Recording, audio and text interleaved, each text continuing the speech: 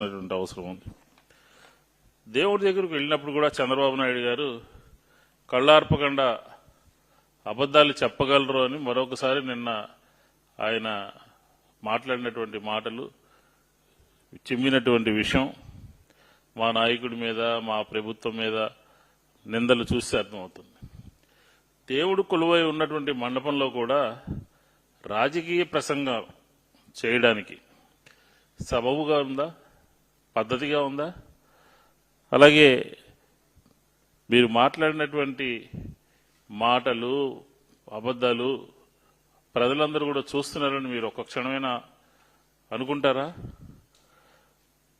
అలాగే విష ప్రచారాలు చేయడానికి కూడా పండగ పూట నోరెలా వచ్చిందని చెప్పని వైఎస్ఆర్ కాంగ్రెస్ పార్టీ అడుగుతా ఉంది.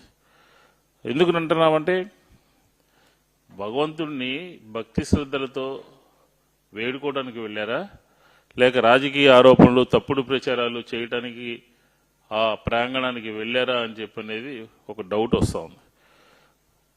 వైఎస్ఆర్సీపీ హయాంలో 5 ఏళ్ల పాటు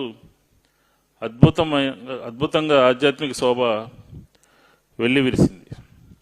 ఘనంగా 5 సంవత్సరాలు రాష్ట్ర వ్యాప్తంగా ఎక్కడా కూడా